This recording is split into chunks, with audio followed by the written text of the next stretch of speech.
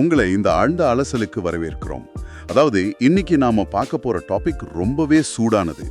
2026 தமிழ்நாடு சட்டமன்ற தேர்தல் களம் பத்தி தான் நாம முழுசா பேச போறோம். ஆமா, ரொம்ப சுவாரஸ்யமான களம் இது.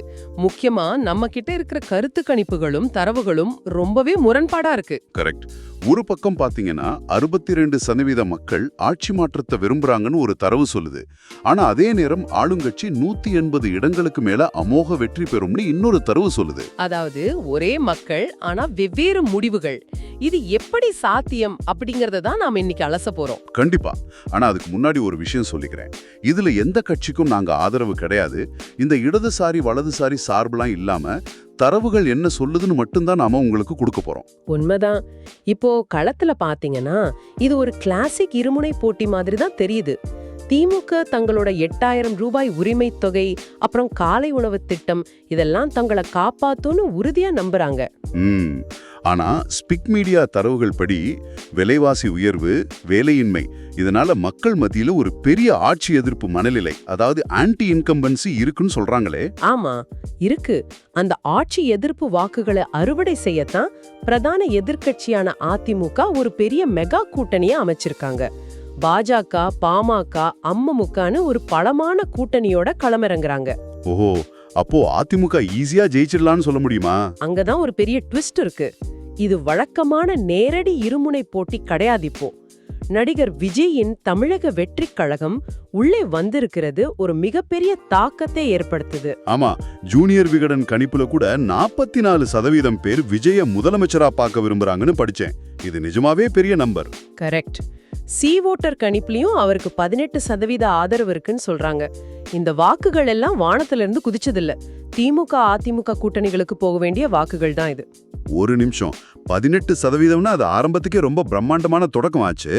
ஆனா திமுகவும் பாஜகவும் விஜய எல்கேஜி கூட தாண்டலன்னு வெளிப்படையாவே விமர்சனம் பண்றாங்களே. அது ஏன்? வெறும் சினிமா கூட்டத்தை பார்த்து கருத்து கணிப்புகள் மயங்குதா? அதாவது அந்த விமர்சனங்களுக்கு பின்னாடி ஒரு வலுவான அரசியல் யதார்த்தம் இருக்கு. அரசியல்ல கூட்டத்தை சேர்க்கிறது மட்டும் பத்தாது, அவங்கள சரியா வாக்குச்சாவடிக்கு கொண்டு வரணும். அந்த பூத் கமிட்டின்னு சொல்லுவாங்களே, அதுவா? அதேதான். ஒவ்வொரு தெருவுலயும் ஆட்களை நியமிச்சு வாக்குகளை உறுதி செய்ய அந்த கட்டமைப்பு ரொம்ப முக்கியம். அது பாரம்பரிய கட்சிகள்கிட்ட ரொம்ப ஸ்ட்ராங்கா இருக்கு. தவகையோட நிலைமைய சொல்லணும்னா தண்டவாளம் இல்லாம அதிவேக ரயில ஓட்ட முயற்சி பண்ற மாதிரி தான். அட, தண்டவாளம் இல்லாத ரயில் அருமையான உதாரணம். கட்டமைப்பு இல்லாம ரசிகர்களை வாக்காளர்களா மாத்துறது மிகப்பெரிய சவால்னு சொல்றீங்க. கண்டிப்பா, அது அவ்வளோ சுலபம் கிடையாது. அப்போ நாம முதல்ல பார்த்த அந்த முரண்பட்ட கணிப்புகளுக்கு வருவோம். லோக்போல் திமுக 180 இடங்களுக்கு மேல வெல்லுன்னு சொல்லுது. ஆனா ஸ்பிக் மீடியா அதிமுக கூட்டணி 112 இருந்து 120 இடங்களை பிடிக்கும்னு சொல்லுது. ஒரு புது கட்சி வந்ததும் கணிப்புகள் ஏன் இப்படி தடம் பொருளுது? இதுக்கு பேர் தான் ஸ்பாய்லர் எஃபெக்ட். அதாவது வாக்குகளை பிரிக்கும் தந்திரம். நம்ம தேர்தல் முறையில யார் அதிக வாக்குகள் வாங்குறாங்களோ அவங்க தான் ஜெயிப்பாங்க. ஆமா, அதுதான ரூல்ஸ். இப்போ ஒரு தொகுதியில தவேக அல்லது நாம் தமிழர் கட்சி ஒரு 10 முதல் 15% வாக்குகளை பிரிக்கும் போது அந்த முதல் 2 இடங்களை பிடிக்கும் கட்சிகளுக்கு இடையிலான வெற்றி வித்தியாசம் ரொம்ப சுருங்கிடும். ஓஹோ, அதாவது வெறும் சில 100 வாக்குகள் வித்தியாசத்துல கூட வெற்றி தோல்வி முடிவாகலாம்னு சொல்றீங்க. கரெக்ட். அந்த 100 வாக்கு வித்தியாசத்தை எந்த ஒரு கருத்து கணிப்பாலும் துல்லியமா அளவிடவே முடியாது. அதனாலதான் கணிப்புகள்ல இவ்ளோ பெரிய முரண்பாடுகள் வருது. அப்போ அந்த 62% ஆட்சி மாற்ற விருப்பம் பல கட்சிகளா சிதறும் போது கடைசியில வலுவான கூட்டணி அமைச்சிருக்க திமுகவுக்கே கூட சாதகமா மாற வாய்ப்பு இருக்கு இல்லையா? வாய்ப்பு இருக்கு. அல்லது அந்த சிதறும் வாக்குகளை தாண்டி மெகா கூட்டணி அமைச்சிருக்க அதிமுகவும் வெல்லலாம். 2 பேருமே இப்போ ஒரு நூல் இழையில தான் பயணிக்கிறாங்க. ஆக மொத்தம் பல தொகுதிகளோட வெற்றி தோல்வி ஒரு சின்ன தெருவுல விழும் வாக்குகளை பொறுத்து தான் அமைய போகுது. உண்மைதான். பாரம்பரிய கட்சிகளின் பூத் கமிட்டி பலத்துக்கும் இந்த புதிய அலை வாக்குகளை சிதறடிக்கும் வேகத்துக்கும் இடையிலான மோதல் தான் இந்த தேர்தல். ரொம்ப தெளிவா விளக்குனீங்க.